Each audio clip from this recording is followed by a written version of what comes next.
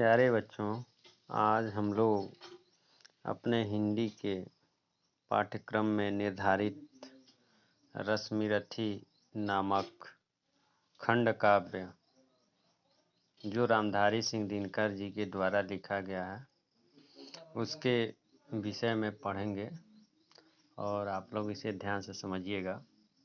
राष्ट्र कवि रामधारी सिंह दिनकर द्वारा रचित रश्मिरथी नामक जो खंड काव्य है वह पौराणिक आख्यान पर आधारित एक आधुनिक खंड काव्य है।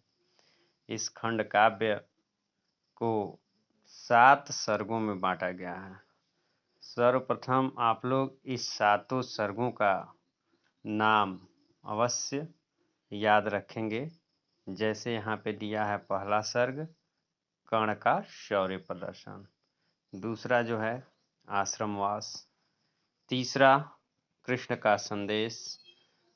आगे बढ़ेंगे, चौथा दिया है कर्ण के महादान की कथा, पांचवा माता की विनती, छठा सर्ग शक्ति परीक्षण और 7वां सर्ग कर्ण के बलिदान की कथा। तो कभी कभी परीक्षा में ये सर्ग के अनुसार आ जाता है।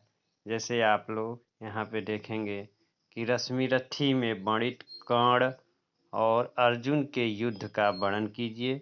ये बोर्ड की परीक्षा में आया था, इसलिए आप लोग इस सर्ग के अनुसार पढ़ेंगे।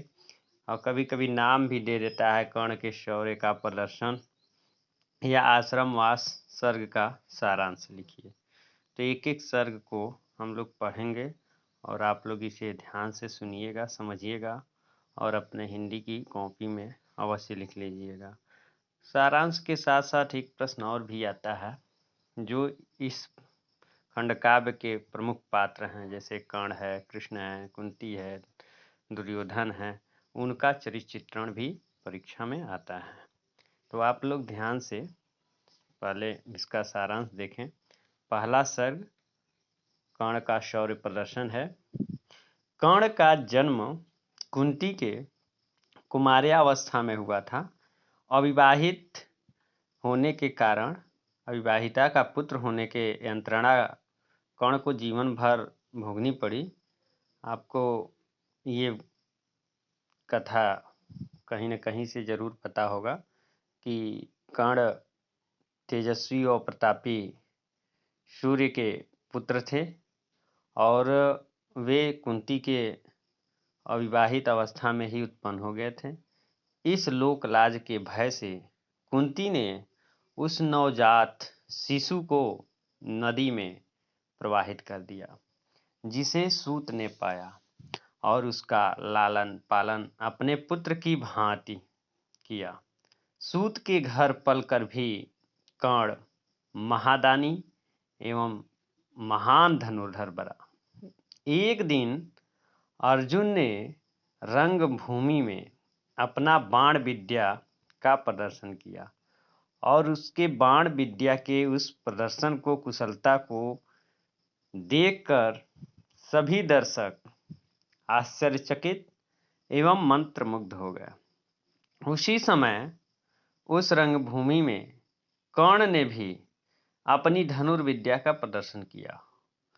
कर्ण के इस प्रभावपूर्ण प्रदर्शन से गुरु द्रोणाचार्य एवं पांडव उदास एवं निराश हो गए। कर्ण ने अर्जुन को द्वंद्व युद्ध के लिए ललकारा। तभी कृपाचार्य ने कर्ण से उसकी जाति एवं उसके कुल के विषय में पूछा। कर्ण ने बिना छुपाए अपनी जाति सूत बताते हुए अर्जुन को लड़ने के लिए ललकारा। इस पर उसका अपमान किया गया। उसे अर्जुन से द्वंद्व युद्ध करने योग्य इसीलिए नहीं समझा गया क्योंकि वह किसी राजकुल से संबंधित नहीं था। वहीं पे दुर्योधन आगे बढ़ता है और कर्ण की वीरता एवं तेजस्विता की प्रशंसा करते हुए कर्ण को अंग देश का राजा घोषित कर देता है। कर्ण ने दुर्योधन को हृदय से लगाकर अपना अभिन्न मित्र बना लिया। द्रोणाचार्य कर्ण की धनुर्विद्या के कौशल को देखकर चिंतित हो गए। उन्होंने सोचा कि अब अर्जुन निष्कंटक नहीं है। कुंती कर्ण के प्रति किए गए अपने कटु व्यवहार से खिन्न हुई। इसके बाद दूसरा सर्ग आता है जिसका नाम है आश्रमवास। आश्रमवास की कथा आप लोग सुनेंगे।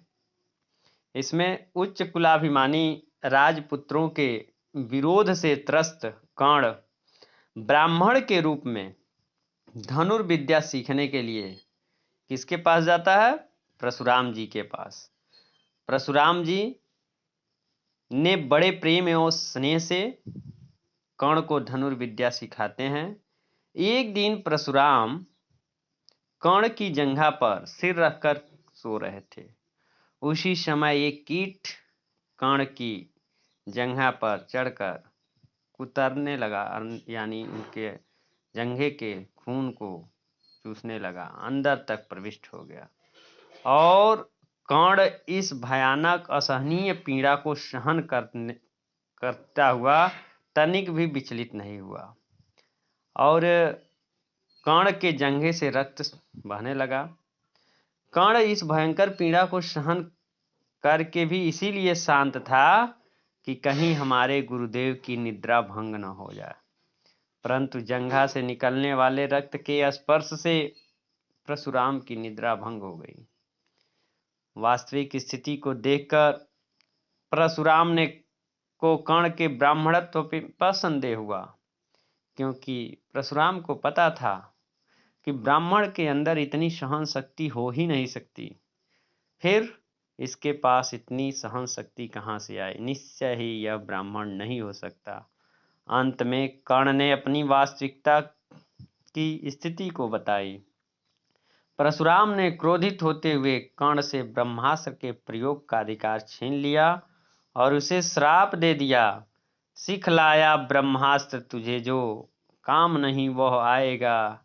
है यह मेरा शाप, समय पर उसे भूल तू जाएगा। इतना होने के बाद भी कर्ण गुरु के चरण स्पर्श करके वहां से खोया खोया निराश उदास होकर चला गया। तीसरा सर्ग आता है जिसका शीर्षक है कृष्ण का संदेश।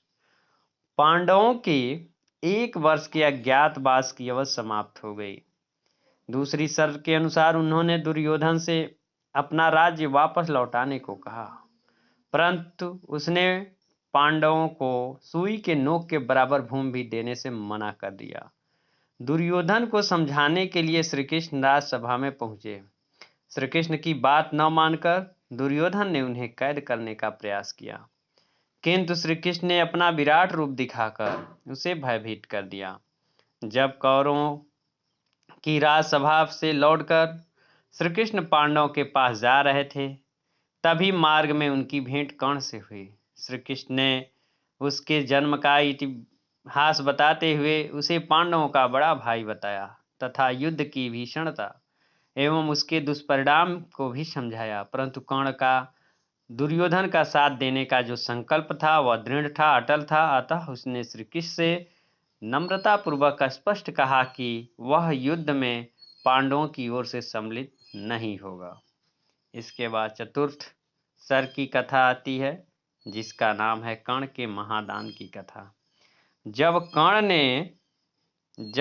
ने पांडवों के पक्ष में जाने से मना कर दिया तो आप जानते होंगे कि अर्जुन को इंद्र का पुत्र बताया गया है और इंद्र के अंदर पुत्र मोह की भावना जागृत होती है। अतः वह अपने पुत्र की रक्षा के लिए ब्राह्मण का भेष बनाकर कर्ण की दानशीलता की परीक्षा लेने के लिए आ गए, क्योंकि उन्हें इस बात का ज्ञात था कि कर्ण के पास अमोघ शक्ति है और उस अमोघ शक्ति के प्रयोग से अर्जुन की मृत्यु हो सकती है, क्योंकि कर्ण ने अर्जुन को मारने का संकल्प लिया था। यद्यपि कर्ण इंद्र के छल प्रपंच को पहचान गया, फिर भी वह इंद्र को सूर्य देव द्वारा प्रदत्त कवच और कुंडल क्योंकि कवच और कुंडल सूर्य ने दान उसको दिया था कर्ण के अपने पुत्र की रक्षा के लिए, और जब तक कर्ण के पास कवच और कुंडल रहता तब तक उसकी मृत्यु नहीं हो सकती। इसलिए इंद्र सूर्य के द्वारा दिए गए कवच और कुंडल को मांगने के लिए कर्ण के पास आए थे, और कर्ण ने बिना अपने जान की परवाह किए इंद्र को छल प्रपंच से युक्त जानते हुए भी अपना कवच और कुंडल दे दिया। कर्ण की इस महान दानशीलता को देखकर इंद्र ने अपने आप को लज्जा का अनुभव किया।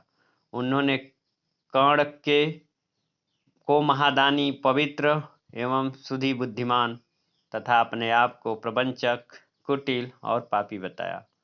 कर्ण की दानशीलता से प्रसन्न होकर इंद्र ने कर्ण को एक अग्नि नामक अमोघ शक्ति, याद रखेंगे, एक अग्नि नामक अमोघ शक्ति प्रदान किए। तो आज हम लोग 4 सर्ग के सारांश पढ़े, बाकी सर्गों के जो सारांश है वह अगले दिन पढ़ेंगे।